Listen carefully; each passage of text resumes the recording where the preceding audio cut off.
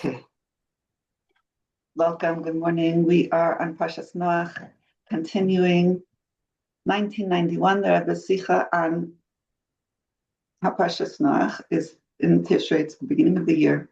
It's the first Torah portion, actually, that after 6 days of work week where we didn't have any inspiring high holidays or fun, Simcha holidays. No Yantiv. So this is the week where we're being put to the test of how we're taking the inspiration of Yantiv into the actually mundane physical world which we were put in here to take care of. So I got these new glasses and I have to take them off when I'm reading. So here we go. So one very essential axiom that the Rebbe says that we learned yesterday at the very, very, very end. I don't know if we cut it, so I'm just going to review it. That when we do our job in this world, okay, because Hashem made the world wonderful and good, kitov and everything good. However, He put us here at the very end to do something to the world, to elevate it. So when we do our job and deal with the physical and elevate the world with our revealing Hashem in this dark, dark, dark, dark world, the darkest place that Hashem can go to, and where there's full of Hamas, remember, that's this week's Torah Parshat, then we actually, we're going up, we elevate, we're going Halicha, we're going Lech Lecha, we're going up, up, up, and we're revealing the oneness of Hashem in this world that even it so to speak, okay, I'll read to you here. What's revealing that the truth is the oneness of Hashem, Havaya, that Havaya hu Elokim, that really Hashem is Elokim, Hashem who is bringing the world from nothing to something at every second. He's the same Shem Elokim is that we see, or the way we know Hashem, that Hashem is hidden, meaning that Hashem is just putting rules of nature to cover up. So the same Hashem who's creating the world and bringing to existence from nothing, which is a wondrous beyond nature capacity and beyond time and space, that is the same Hashem who is revealed to us through the laws of nature and through the world running as we know it. Okay, so it's all Havaya hu Elokim, it's all one. There's no separate entities. There's no Hashem somewhere else and then a ruler of the world somewhere else that's managing the business separately and they have to consult. It's all Hashem. It's all Havaya hu Elokim. Okay, so we reveal that though through our avoid that, so not letting the world cover up on how we see that us seeing Hashem and Hashem Havaya in the world, and we do that by keeping Torah and mitzvahs in this world. Torah and mitzvahs don't necessarily subjugated to the laws of nature. They're above nature, they're above the world. The world was created to fit into the picture of Torah and mitzvahs. Okay, so when we recognize that and appreciate that, we're acknowledging Hashem, and we're acknowledging that Hashem is in control. Quite a few there was one hostage I was reading, he related, the one who was being starved, Avinatan, the one who we saw him looking like a skeleton, he said, and they made him dig his grave. They probably felt that he knew that he's not going to make it out, because he said he always knew he's going to make it out. He always knew he was going to be, he's going to leave. Hashem was going to take him out of there. He never gave up the hope. So that's probably why they were trying to get him. They were trying to prove, no, he's digging his grave. He's they couldn't subjugate his spirit. He's the one who learned Arabic in the 2 years perfectly. So he didn't see anybody, as far as that's my understanding. He wasn't with other. He really, really had to dig deep and connect with Hashem. And he comes from an observant home, I believe. So he was taught about Hashem, and he really believed that Hashem is going to take him out. So that's knowing Havaya Elokim. But even though according to the laws of nature, it seems like no, these terrorists are in control and they're going to decide whether he gets in or out. But he really knew that Hashem is in control and Hashem is going to take him out. So that's Havaya Elokim, revealing Havaya, and that's what's going on now.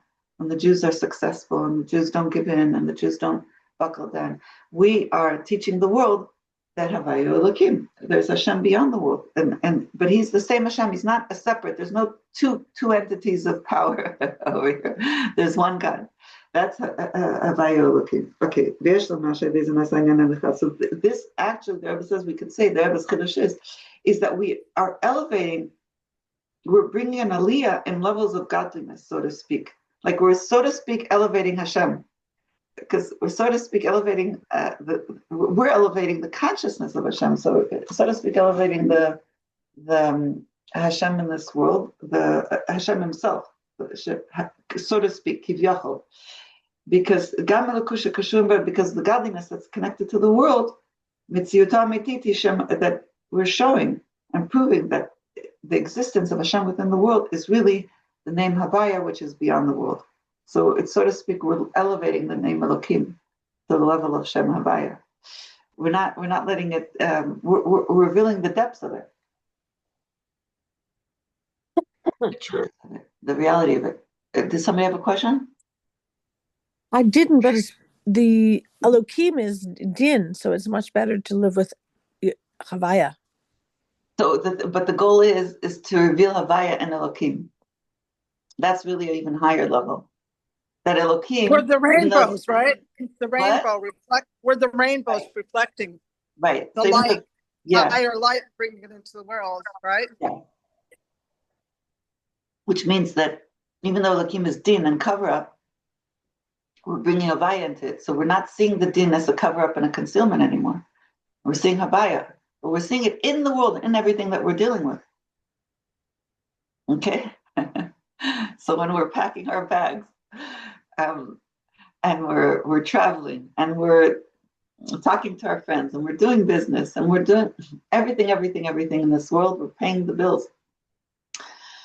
We're not worried so much and anxious so much about paying the bills because we know Hashem Havaya is going to provide. You know what I'm saying? It's like we're doing what we need to do to make sure the bills get paid. We have to, but we're not in this stressful anxiety, nervousness of like we can't handle it, right? We're in this trust mode of Havaya Elokim Havaya. Hashem is running the world. Okay, we're not going to get it. The world is not going to stop. The world's going to continue, even though even if science says something is going to come to its end and it can't continue forever, or this can't happen. We don't go by that. We go by what Torah says. Torah says is that Hashem promises us we're going to exist. The world is going to exist forever. Okay, so we trust that. Things like that. Anything that contradicts Torah, we don't hold by it. We don't believe it. We don't trust it. Okay, anything that's written in Torah that Hashem is made clear, that is the real truth. Okay, so anything that contradicts what Torah says cannot hold weight and cannot sway or cannot deter us or cannot make us anxious. Okay, that's what I was saying. So if we're threatened by the nations of the world, we learn from Torah, how do you deal with the nations of the world? How do you deal with your fears inside? How do you deal with your fears outside? Torah gives you the real script of what really is necessary to work with and deal with and handle, and how Hashem is really in control and how Hashem is really beyond the laws of nature, and how to fit that within the reality of the world. We're not, and make the world recognize that too, which is what's going on now. The world is recognizing that Hashem loves the Jewish people and is taking care of the Jewish people and giving power to the Jewish people. That is exactly what we want. We want it within the world, the whole world. It's not that we're blowing the world out of the water. You know, we're teaching the world. We're showing the world. We're bringing into the consciousness of the Jewish people and the world that Hashem Hu Elokim. Okay, that's our job.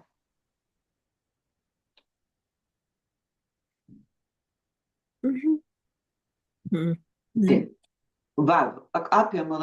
Now, according to this, in this Parshat Noach, yeah, we're including in it the avodah of the whole year, the service, how we are supposed to serve Hashem, how we're going to serve Hashem the whole year, because we're like it's the first week of the year, so it's gonna pay attention. In actuality, what we're going to do this year, okay, we're being put to the test. All our hachlatas, all our good intentions, what are we doing about them? Move on. Shema Shabbos Kodesh Parshas Noach. This week Parshas Noach is a good time, auspicious time for cheshbon tzedek, a real accounting, an honest accounting, of how we're going to actually implement all our good intentions in actuality of the coming year, the new year. So that we're already in the new year. Nivchon called B'den to check out all the details of our service of the 6 days of the week and Shabbos, which include in them all the days of the week of the entire year, in order to fix and repair. Okay, so if we didn't do something that we thought we had a good resolution we wanted to do, and we didn't do it this week, and Shabbos, this episode is on Shabbos, you can make cheshbon tzedek. Did we implement it the way we intended to? Did we try? Did we do we have a better plan maybe of how to do it? What's the problem? Like to analyze and make how are we going to actually implement it? Okay, it's like not on so each Shabbos, every Shabbos. We're talking about this Shabbos. This Shabbos, gotcha. Yeah, because it's the first Shabbos after a full week of 6 days of no holidays, and the Rebbe spoke on Shabbos. So he's saying it's kind of like it's the full week of no high Yom Tovim. So now we can reflect and say, how did each day of the week go? And this each day of the week, because it's in Tishrei, corresponds to, hasn't it, like in a nutshell, an effect on the entire year. Okay. So what can we do? This is a good time to make an accounting. Rebbe says we could say doing this accounting on Shabbos Parshat Noach, about the first week of what we did this past week in actuality, has to be in a way that's fitting to what we're going to do in actuality. That the main thing and the goal is to reveal a level of godliness that's beyond the world. Okay, so having that in mind, what we were just learning, that Hashem, to reveal a godliness in the world, Hashem, what we just explained. This is also, the Rebbe says, is emphasized when we do tshuva. After we do the cheshbon tzedek, after we do that accounting, then we can do tshuva. What have we done? Okay, and it says shuvay sa'ad Hashem lokecha, but he's saying not in a way of oivei. The shuvay sa'ad is a higher level of tshuva, to return until Hashem lokecha, Hashem your God. Meaning that tshuva is in a way of avaya becomes your God.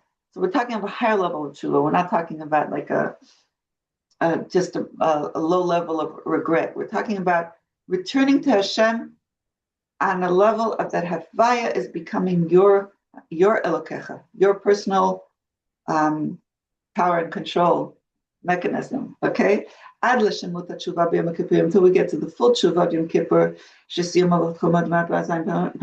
can come to the wholeness and the completion of what we did on Yom Kippur, what we do on Yom Kippur, which is Havaya Elokim 7 times. And then, according to this, then we're elevating our level of cheshbon, of our accounting, our honest accounting, and a higher level. That meaning it's not just, okay, did I do this little detail or not? We're talking about the whole attitude and the whole, the game, the goal of what we're trying to accomplish. So we're elevating our level of tshuva to a level of connection that's higher, is what the Rebbe is asking us to do.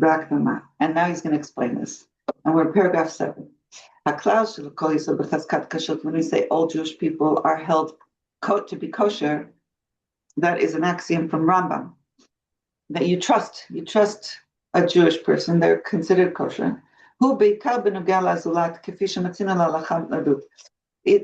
referring to another person when it comes to him coming as a witness. So if a witness shows up in Bais Din and says, I saw the moon, or I didn't see the moon, whatever it is and they start asking him questions about seeing the moon, in order to determine when's Rosh Chodesh, they consider him, trustworthy.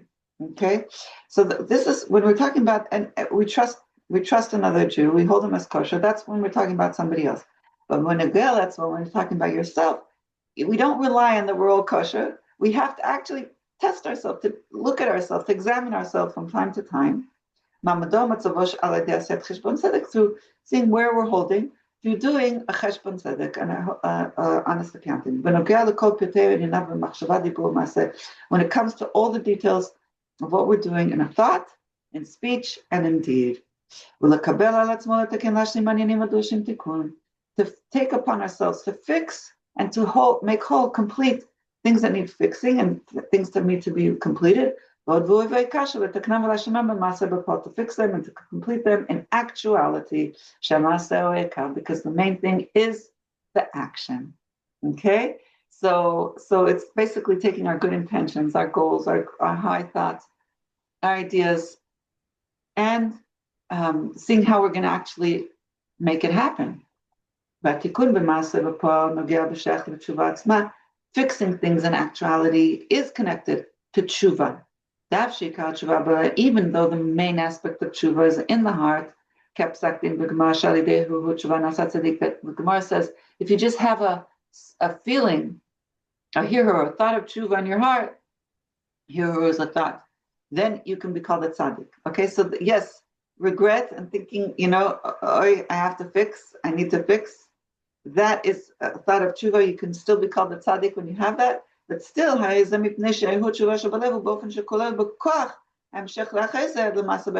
only because that we know that this sense and feeling and thought of tshuva has in it a potential continuation that will actually change something. And that's the main thing, that will make a change.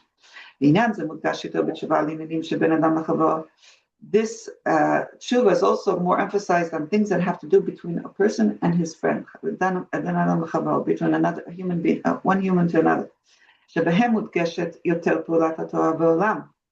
When we're dealing with somebody else, that emphasizes more how Torah is brought into the world, how it's dealt with in the world. Because a person cannot be forgiven until he gives his friend what he owes him, and will make it. You make it good between the two of them. Make the amends. Okay. Like it says, Torah says you have to return the gezela, the stolen thing. If a person stole something, he has to return it. And the Rebbe is giving an example of stealing something in a more refined aspect. It's not actually going and stealing all the the jewelry like we saw this week. Oh my gosh, from that museum. But there's gzela bedakus in a very refined way. Like let's say somebody said hello to you, and you didn't say good hello back to them. That's a refined way of, you took something from somebody and you didn't return. Okay. There are some people, I don't know, there are some people, I don't know, there's a woman, I think she's maybe has dementia or something. You say hello to her and she doesn't respond, but she's an older lady. It could be she has dementia. Like, that's something that, the Rebbe says in a refined way is you take something, you get what? Maybe she's hard of hearing. Maybe she's hard of hearing. That's correct. Yeah. Okay. So when it comes to somebody else, we always have to give benefit of the doubt. When it comes to us, we have to remember to somebody says hello to make sure to respond. I guess this has to do even if we're in the middle of davening, or if we don't respond right away because we're in the middle of davening or something, you can always go back later, hopefully, to the person and say, I wasn't able to acknowledge you at that moment, but thank you for saying hello or something. We got to pay attention to these things. Sometimes here in shul, there's a lot of people who's not necessarily paying attention to these little details. Okay. Or if somebody writes to you also, I guess the Rebbe was very careful to write back to people and to apologize if it took long. The Rebbe was very, I hope that doesn't apply to text messages. Maybe it does. Maybe we have to put a disclaimer on our phone, or an automatic response or something, that if somebody sends a message and you don't get back to them, it's not that, sometimes like WhatsApp messages come. And if you don't respond instantly, it goes down in the in your feed and you don't see it if you get a lot of messages. So to figure out, maybe you have, we'll discuss this at the end, maybe you have because I remember there was one woman, she sent me a message, I didn't respond. And she was, I think, a little hurt. Anyway, let's bring about this. We have to, okay, so the Rebbe gives the example. Let's say somebody said hello and you're busy with doing another mitzvah. And maybe because of that, you didn't notice the person was saying hello. But of course, you didn't mean to, God forbid, ignore the person and hurt the person. Still, because the person had they felt bad.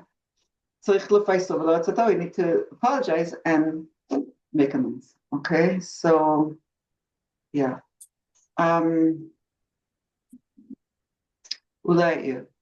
To comment. This has to be also on Shabbos. This is the time on Shabbos that you can, it's very auspicious time to be able to add in Avas Yisrael, in Achdus Yisrael, unity of Jewish people, love of Jewish people, kefisha, like we found in Lachav, when we come to Suda, a meal with your friend on Shabbos, and the minhag, you saw the custom of Israel is to duach nasasorchim, to have guests on Shabbos too. And footnote 61, the Rebbe says we could say, this is like Rebbe's Chiddush, that the reason that the main chiyuv, obligation of, or the mitzvah, he doesn't say mitzvah, he says chiyuv, of doing achnasas orchim on Yantav more than Shabbos, there is a chiyuv more on Yantav to have guests on Shabbos, is the fish achnasat orchim v'shamati bofen sha'orech eino margish l'atzmo ke'orech. Because on Shabbos, a guest doesn't feel like he's a guest. He feels like he's equal to the balabas because there's love between them. There's unity. He doesn't feel like he's a separate entity and a guest that was invited. He feels there's that. This is very interesting. I never noticed this. There says on Shabbos, the guest doesn't feel so much like a guest. He feels like more like he's very close. There's unity. So he doesn't feel like he's this honored guest kind of thing. And Yantiv, it's more of a, wow, I got invited for Yantiv, okay? So there's, I guess, more of an emphasis to invite people for Yantiv. I don't know why, but that's, he says that's brought in Torah and beginning of Parshat Chesar and a few other places. Okay. So you're right. On Shabbos we feel more close, like buddies, and there's achdus, there's unity. And on Yantiv, I guess not. I guess it's more. There's not that sense as much. Okay. Now,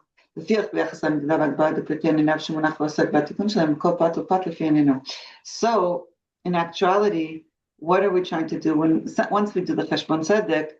We're looking at the details of what we're doing. We try to fix it. In actuality. Then when we're actually taking action, we're actually in a midday vagbala. We're in a limited space, like a finitude of dealing with details. Okay, each detail according to its detail, right? So you have to divide your time and divide your energy into the little details. So we are dealing with the details, which is Shem Elokim, right? Shem Elokim is Hashem within the details of the world.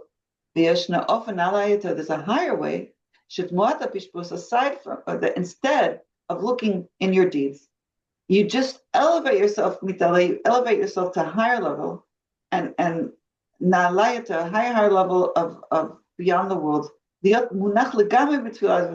be completely placed in a place of prayer, Torah, and b'derech mimela, as a result, a consequence of that will be the things that are not desirable will be completely batal and pushed away. Undesirable things will not, be present. Since a little bit of light pushes away a lot of darkness. How much more so a lot of light. However,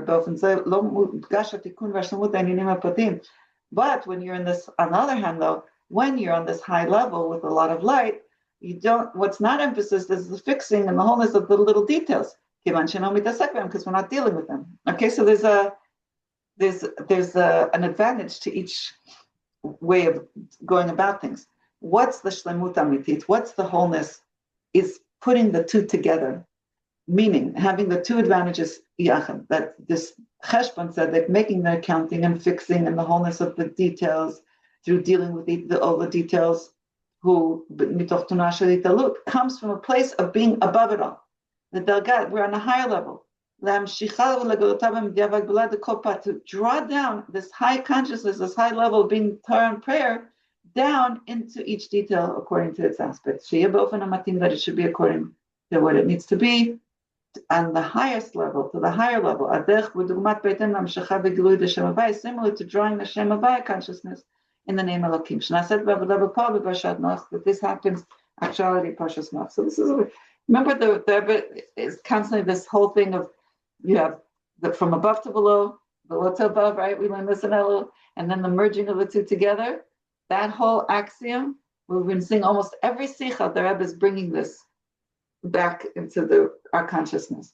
We can come to things from this high level of consciousness of we're above it all, right? We're placed in Torah, and we're coming from a perspective of prayer, of Torah, and then we're less likely to make mistakes in things that are like the little details. Or we can come from the dealing and handling the details and fixing them one by one. Both have an advantage, okay?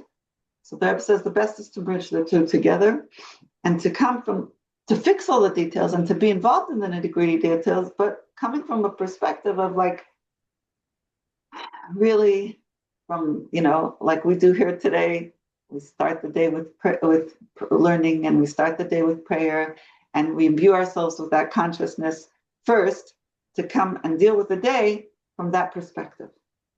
Okay, so we don't come from an anxious perspective of, oh my gosh, where's my list? Did I go through it? We come from a perspective, wow, we have all this power and all this consciousness and all this awareness, all this goodwill and help from above to deal with all the details. Okay, so it's a merging of the gift that we have from Hashem to be connected to a higher level of consciousness and Hashem helping us in all the details.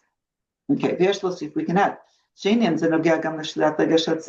this affects the taking away our feeling of sadness, bitterness, that we could have as a result of making an accounting.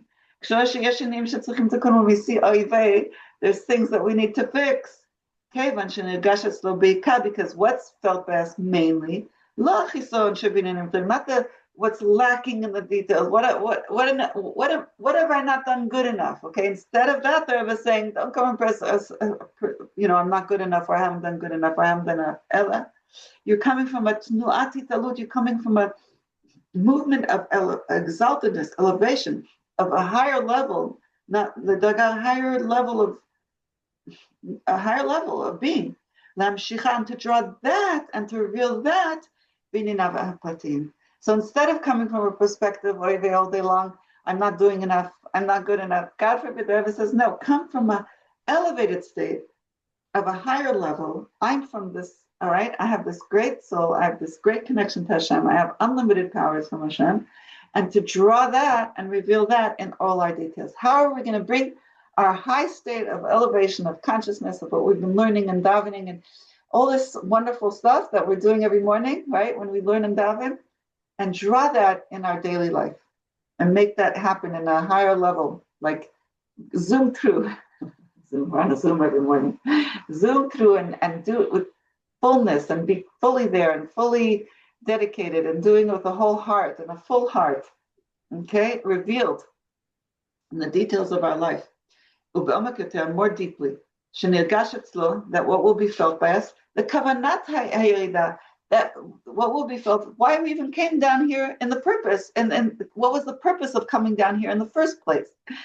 So when we're dealing with these things, okay, mail, okay, have table full of little details, making those phone calls to deal with the little details, talking with people about the little nitty gritty, dealing with whatever it is, contracts, thank you notes, whatever it is that we have to do, cleaning up, packing. Okay, all these little details, we recognize this is details that we're dealing with because we're bringing the wholeness of the completion of why our soul came down into this world.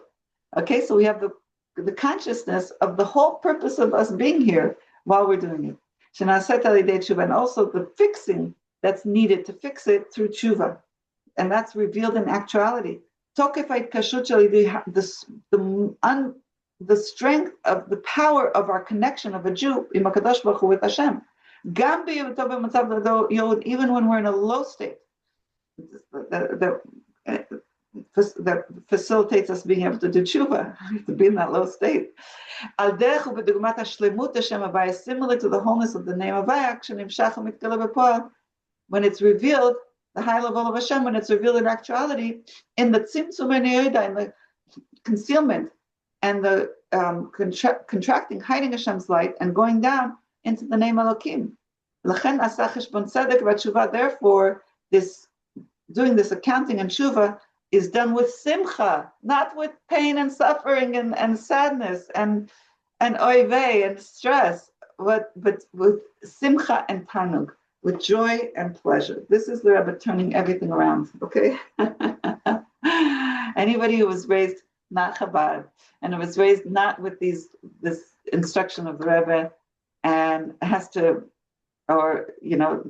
change their default position, which is very hard. Once you're used to serving Hashem in one way, and then serving Hashem in a complete opposite way,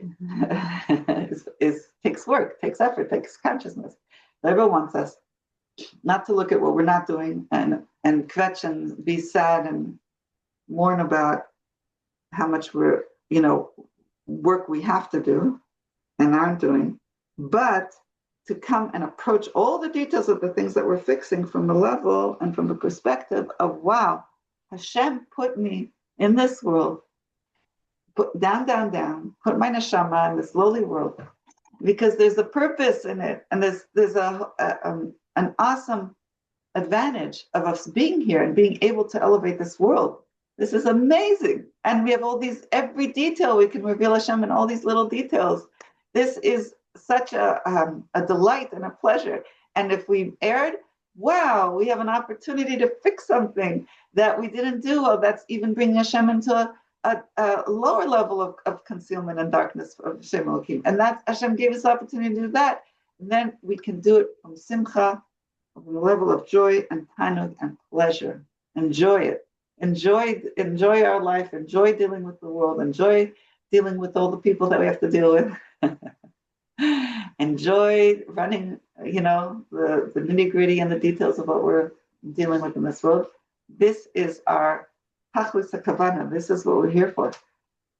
Okay, so that's the end of Zion. Let's see, it's 8:19. We continue a little more.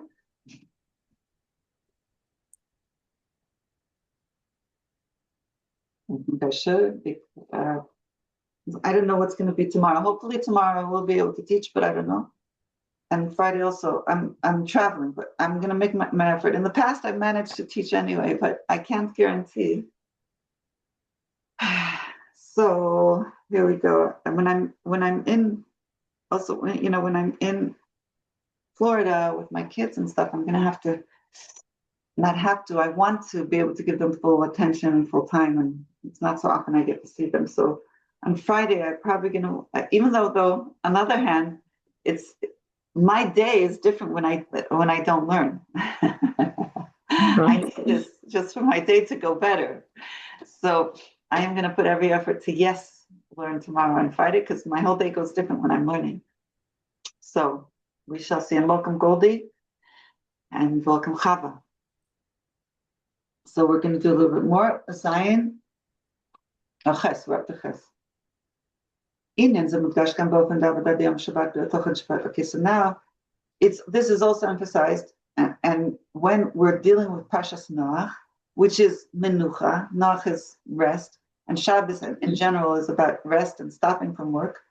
So what is Shabbos? Like it says, Shabbat la'havaya Elokecha. Shabbos is the seventh day for Hashem, your God. Hashem Elokecha, Hashem and Elokim. What's going on? We're drawing the name Havaya in the name Elokim. Like it's explained in Chassidus. It says, "Veichal Elokim b'yom hashvi shekal tabchinat menagat midat hatzimtzum v'ester l'shem Elokim v'nimshach hitgalut shem Havaya Shabbat la'havaya." That what happens in Shabbos? We're ending and we're finished with the level of Hashem being hidden and concealed of name Elokim. We're drawing down the Shem Havaya, the Hashem beyond the world, above the world, and we're making it a Shabbos lahavaya, Shabbos for Hashem, for Havaya, for a higher level of awareness and consciousness and connection. This is also emphasized in how we do tshuva on Shabbos. Shabbos, otiyot teshev, Shabbos is the letters teshev, which is the letters of tshuva also. Tshuva of Shabbos is a higher level of tshuva. It's called tshuva ilah. It's done with simcha rabba, with great joy. Because we're not dealing on Shabbos. Our tshuva on Shabbos is not dealing with the negativity and fixing the things that are undesirable, which is lower level of tshuva, which that is appropriate for before Shabbos. But we're dealing on Shabbos in a higher level of tshuva and a higher level of connection and consciousness through dealing with learning Torah, limud Torah. Nigla Torah, b'michad pnimut Torah, revealed Torah, and especially on Shabbos, we're dealing with the inner dimensions of Torah. B'tachlit hashlamut, and its full wholeness, b'ofen shalita kutul chabocha. What's going on when we're learning Torah? We're connecting our spirit with Hashem's spirit. That's the ultimate connection. A complete unity. There's no, right? We're elevating ourselves to a higher level of connection to Hashem through Torah, which is a very high level of unity. That our whole existence becomes batal, nullified, and covered up in the Torah. Similar to what will be in the future, that's connected to Shabbos. It says Loyom Shekula. Shabbos, the future will be like one continuous, a whole day of Shabbos constantly, umenucha, and rest forever and ever. Like Rambam says in the end of his book, that in that time of the future, everything, the learning of Torah will be in a way of like water that covers the ocean. Machasim covers. And Mayim Elotar, and the Rebbe says Mayim is Torah. So we'll be completely imbued and covered up with Torah that will completely take over everything. The Yeshlo Sif, and we can add, Parshat Noach, Mudgesha B'dor Tshuva B'Simcha. Simcha, Tshuva and Simcha is more emphasized in the Shabbos. Kivan Shebeim Ze'atam B'Chodesh Tishrei, we're coming from the month of Tishrei. Melbev and Moadat, which has a lot of holidays. Ein Omrim Tachanun, we don't say Tachanun from Erev Yom Kippur until the end of the month. Matchilim Lomar Tachanun B'Chodesh, we start saying Tachanun after Rosh Chodesh Mar Cheshvan. Ein Regilim Adayin Tachanun, we're still not used to saying Tachanun. Because on a deeper level, what does this mean? We're still under the influence of the Yom Tov. Therefore, what's emphasized? The joy of avodas tshuva, of the service of tshuva. Even the lower level of tshuva, that's before Shabbos. Even in that tshuva, of lower level of tshuva, what's emphasized before, but even before Shabbos, they were saying, this lower level of tshuva, when we're on the level of consciousness of lower level of tshuva, we still are emphasizing the simcha, meaning this week, right now, today, tomorrow. The Rebbe says we're still under the influence of the holidays of the Yom Tovim of Tishrei. We don't say tachanun, and therefore our tshuva now during this week is also a higher level of tshuva through joy, through simcha. Okay, so the Rebbe says that on Shabbos, already after they finished the work week, but the whole month of Tishrei, until after Rosh Chodesh, Cheshvan, our consciousness is still imbued with a higher level of consciousness, of joy, of oneness with Hashem, Hashem Havaya, more revealed. We're not in that we're not doing tshuva from a place of kvetching and oives and feeling bad. We're coming from a place of simcha, that we're here fulfilling Hashem's will in the world, Hashem's revelation of Hashem in the world. We're in this excitement, higher level of consciousness of Hashem Havaya, bringing Hashem into the world. So, okay, so we're going to stop here. So we did Ches, okay, so we're up to Tes. He's continuing more about this Cheshbon Tzedek for tomorrow, God willing, hopefully, if not then the day after, doing this accounting with joy. He goes and goes deeper into it. Okay? Anybody want to say something, ask something? Tonight starts Heshvan, right? Rosh Chodesh is now. Last night. It's today. Last night. Yeah.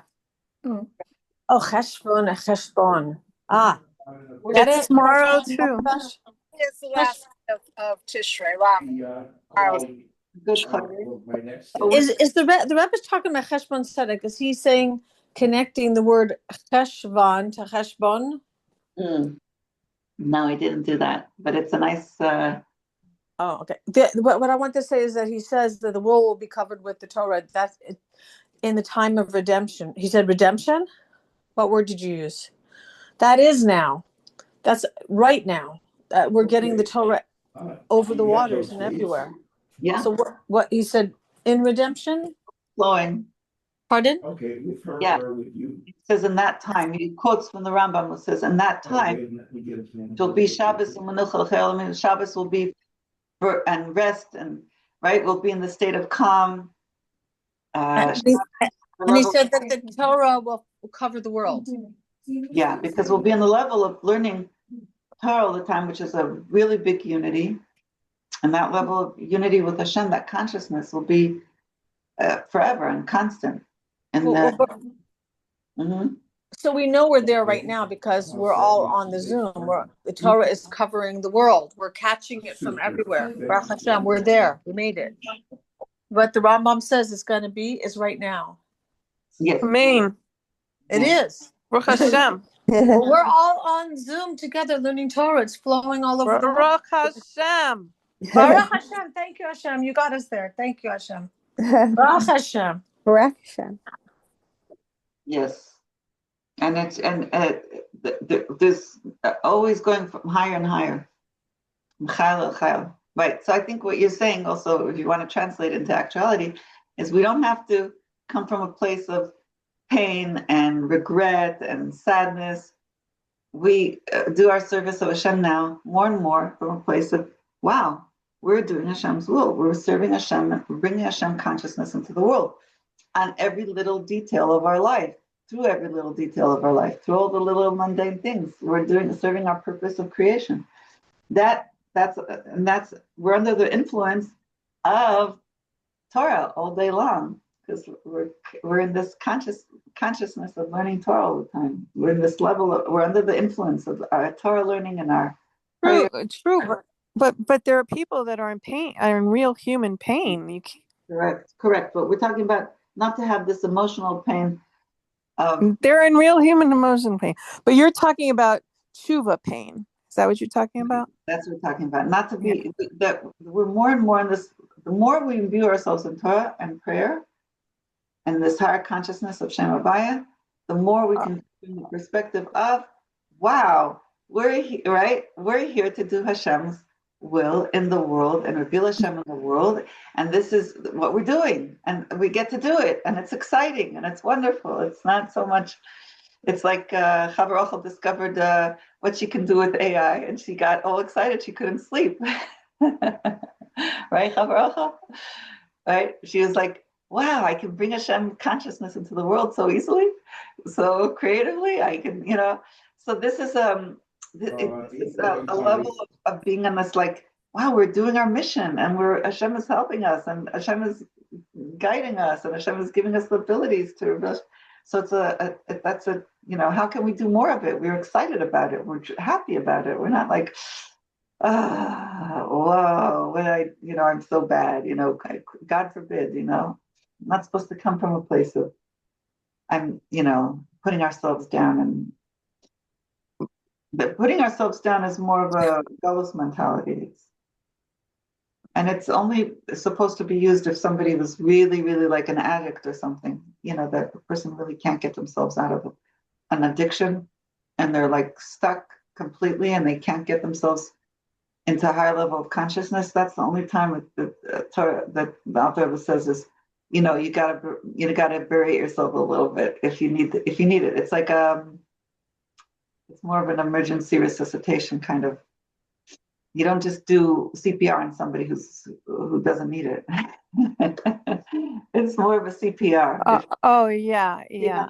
But that's like right. But that does exist. You have to acknowledge that sometimes somebody needs that as CPR. Yeah, somebody needs that to actually do tshuva. Won't need any CPR. Hopefully, we won't need any spiritual CPR or to maintain tshuva. Sometimes people need it to make it's not one. Sometimes it's not one or the other. It could be both. I think, yeah. We can be acknowledge the pain on one side of the heart and be happy on the other side of the heart. But like the whole thrust of tshuva, there's no way to really be in tshuva without being activated and excited and moving forward, because that's not true tshuva. Like true tshuva, like you said, is making amends. Like you literally have to make amends. You can't. You're excited about it. Of course, you're obsessed about it. That's the tshuva. You're. Of course, how can you not be excited when you make a decision?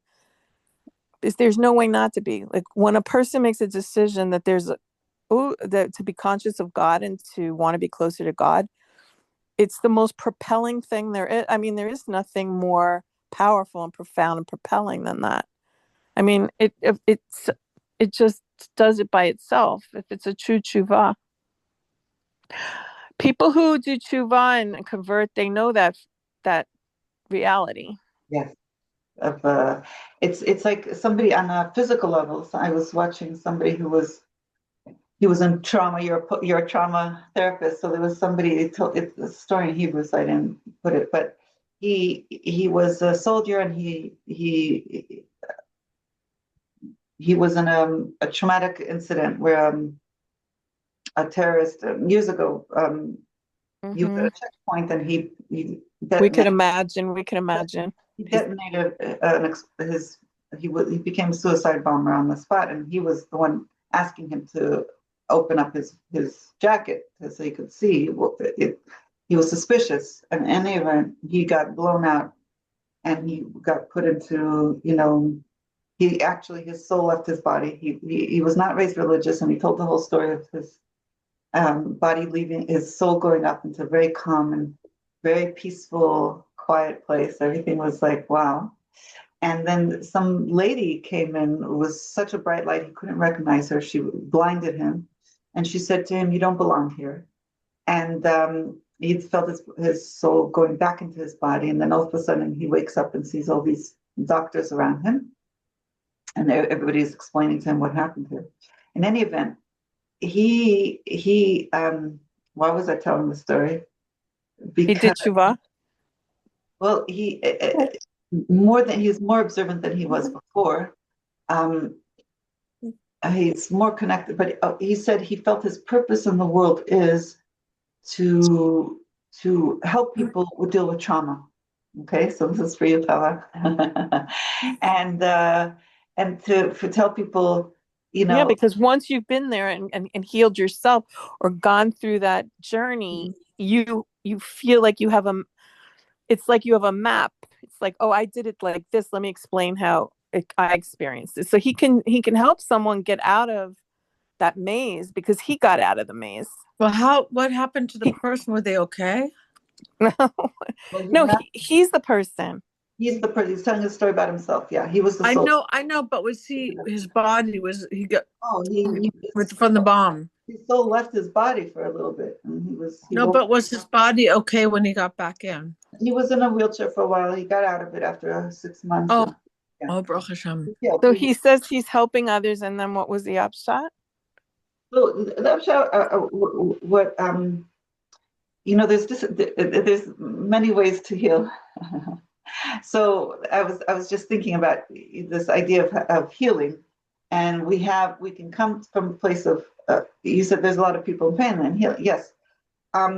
So if a person is, that was this, the Rebbe is giving us a gift over here. The more a person immerses himself in teachings of Torah and prayer, the more we can have the joy in our healing journey. The more we can have the connection with Hashem, the sense of Hashem with us when we're doing this healing process, and the more can come from a place of knowing our purpose. So this guy came to a place that he says, I know why I'm alive. He went through this whole process of, he says, the lady said to him, you didn't finish your mission in this world. You still have work to do. That's why she sent him back. She helped him get back into his body. And so he said, I know what my mission is. My mission is to help people heal from trauma. So he was looking for what his purpose is. So if we're coming and dealing with the world from a place of what is our purpose here, and then we're doing it more out of joy. He's excited. He's excited to go helping people. He's not waking up and saying, oh, like I missed out on this and I missed out on that. And I missed 6 months of my life and I was in so much pain. And I did. That's the healing is that he understands what his mission is now. He went through this to help other people deal with their trauma. And it brings purpose and meaning to his life. And he's excited about his life. He's happy. He wakes up with okay, so that's very extreme. So it's Shomer Shabbat? He's not Chabad. He was raised, he sounds Russian. He sounds like did you recognize Hashem? Is he Shomer Shabbat, Shomer Mitzvahs? Oh, I don't know. He says he much more than what he was raised. I didn't, people are on their journey. It seems like it's more and more. I don't know if he's completely. Really, you're meeting your maker.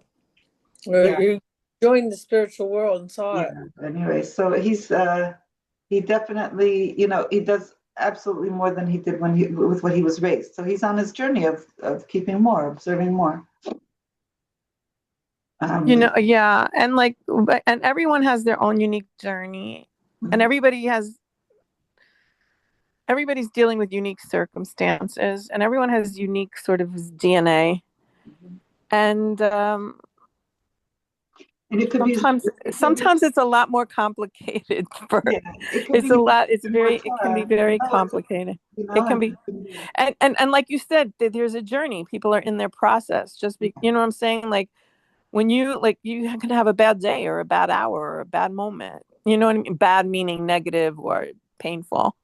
But that doesn't mean the whole journey is that way. You know what I mean? Of course. You could be going in the right direction the whole time, but it's a process, right?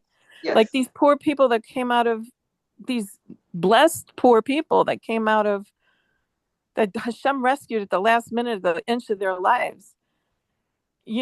They're ecstatic. They're doing this, they're doing that, but they're going to be moments and they're going to be days that they're going to still be in that pit, or they're going to feel terrible survivor guilt, or it's part of their process, but they shouldn't, in other words, we should be careful and sensitive and gentle with people because people are human and they have to go through a process.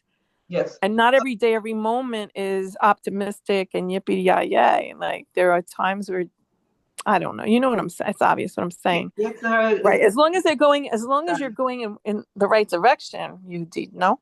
It's a good point. Listen, the whole being human means you have ebb and flow. You pull back, you go forward. You pull back, you go forward. We're not, part of going back is in order to be able to propel forward even more. But the secret for being able to be on this higher level of consciousness more, which will be totally fully in times of Geula, without the ebb and flow. We will be going from level to level still, even in Geula, but it will be levels of just up and up, I guess. But it will be higher and higher. The secret to getting there and having prayer and Torah. Torah. Yud and Torah, when you're Yichud Nifla, it says you're in a complete unity with Hashem when you're learning Torah. Prayer and Torah, yeah. That's obvious. For me, like I always say, I would not be alive today without prayer and Torah. There's no way. Like I would not even be alive. I can't even picture how I would possibly could live through whatever without it. Yeah. I understand It's that. obvious, like when you feel, because Yeah. you experience that. Everybody does. Everybody experiences the elevation, the power, and the Right. strength it gives you. Yeah. Right. When we're It's not like you're seeking strength and power. It's just like it but, happens, right? That's yeah, what it does. no, we want strength, the power of Hashem through us to enact in the world. But the That's other so amazing. Like when you feel it, right? What? But what? the work week, yes, expect, like you said, to feel that the tshuva from a place of oive, we messed up. That's a work week tshuva. And that's normal. That's not, that's how we Right. It's function. That's how normal. we elevate it. It's just on Shabbos and in the future, when it will always be Shabbos, we will be able to do tshuva just from the higher level of consciousness without this painful tshuva. But if you get a moment of like oy vey, don't worry, it's good. It's an opportunity to elevate the oy vey. Well, I mean, I Yeah. think that there's multiple things going on here. Like some doing tshuva from a place of being far from Hashem or not having knowledge of Torah, not being involved in Torah is one thing. But going through life and having painful things happen, no matter where you are on that spectrum, is another layer of things. Like, like what people are going through in Israel, like doing war, that's a different layer than or having to survive something, or God forbid getting ill, or losing people. Like we all lose people in our lives. We all have loss because we're in Gullus. So we lose all, God forbid, but we lose our friends, we lose our family, we lose people die. They die for various reasons. They die because of mortality. These are circumstances in life. Somebody, God forbid, gets into has a trauma, an abuse, whatever, terrible things happen, or they have to live with the reality of, like, now these people in Israel, they have to live with the reality, their families are murdered, they have to go on. Yes. These are their circumstances, right? Yes. That's one thing, but being far from Hashem or being close to Hashem is like something else. It's irrespective of your circumstances. Like someone who's so a little child who's born into a family that just got half their family got murdered. What's it there for? Yeah. And what did they have to do with it? But they have to now deal with those circumstances. They have to live through those circumstances, either close to Hashem or far, God forbid, far from Hashem. Yeah. Or you born into a princess life. Well, your circumstances are perfect. Your family's intact, da da da da da. You have resources, you have opportunities, but you could be far from Hashem. You could be far from Hashem in that situation. Like you can be devoid of, God forbid, Torah and mitzvahs and prayer, or you can be close. These are two. It's sort of these two blobs of spheres of that interact. Yes. I I just don't know. posted something on the nourishment, which when I saw the article, I was like, "Oy vey." I had a moment of like, "Ay," like that Sure. we're not doing enough. But it's a cheshbon tzedek moment. It's a work week, taking accounting. It was somebody, a Sofer in South Africa, posted how in Chabad, it's a plea to the rabbis and a plea to the Rosh Yeshivas, teach people more about Stam, about Sefer Torah, Tefillin, Mezuzah. The amount of lack of knowledge, understanding is appalling. That's what. Or consciousness, consciousness, yeah. But they don't even know what we're dealing with. There's so much, and so for the level, which he's so right, for Chabadnikim, they have so many wonderful things that they're doing, and they're not paying attention to their own Mezuzah. They don't. It's not they're not paying. They don't even know what's important to pay attention to about it. Why is that though? That's a shame and a pity. Okay, that's a heshbon right there. Let's fix it. That's a cheshbon. It's not what he said is that in the yeshiva system, in the school system, it's not being taught enough. So anyway, so I posted that on the nourishment. But I had in a moment of when I saw that, I said, great, I'm so glad he wrote this, because this is something I've been feeling and been wanting to also put out there to the world. I'm just a woman, you know what I'm saying? It's not good if I go and make the noise. about this. It's not as good as if a cipher himself. I could, and my husband's not the kind who likes to go and tell everybody they're doing everything wrong. He's very, he gets mezuzahs. He'll mention something very gently, but he's not going to go. It takes a lot of courage. I don't know how to. That's a very difficult thing to do. To be able to point things out and in a way that people hear it and take it in. That should be a whole class in itself. Right. And but good that you could use what he wrote, and now you could use it and spread it everywhere. It's good. I spoke actually the other day, just this week, I spoke to Rabbi Fegelstruck about it, and I said, how do we, get people to be more to accept what we're saying when we're saying don't get these little teeny mezuzahs that are barely kosher and switch them for better ones. And I told him my husband's not a pushy person. He's not gonna, he doesn't, he doesn't push people around, put it that way. He's he likes, and he said to me, the hardest people are the people who think they know everything and they don't. The observant people who think they know what they're doing and they really have, they're the same level. You can have rabbis who think they know everything about Safras, and then the same level of somebody who's just beginning in Yiddishkeit doesn't know anything. And there could be a big difference also. You have to look between people thinking, well, he's a businessman and he's go again. or a holy man, right? I mean, I'm saying like that. You don't want to make it look like, oh, it's. I listen. The few times that I've heard her, the few times that we've heard her husband speak, it's been profound. Your husband is a very holy person. He's very profound knowledge. Is, but people he has so much knowledge of Yiddishkeit. It's like that's and I don't. When he speaks, well, I haven't heard him be like. He tells what he knows, and that's so powerful, right? Just speaking the truth about Torah is the most powerful thing you can do. Yeah. Mm-hmm. Yes. Sends the message. It commands attention. Period. Yes, you got to get him to speak more, and then get it advertised more. Like, get it. I have a lot of videos of him speaking, but how to get it out there is like he's a teacher. He's a teacher. He should. Yeah, he can educate. I mean. He has so much to teach. I mean, we would love to. Maybe we should learn from him, like about Mezuzah. No, maybe he should give a class to us, record it, and then send it around, like a little thing on Mezuzahs and Sofer or something. That's okay. And I'll be his student, and I'll ask the questions, and then he'll give the answers. Yeah, you be the facilitator to a class. Yes. Maybe that's the direction your house should be going in right now. Yeah. You could have groups, just fashion a Torah class. It's like an outline. That's all.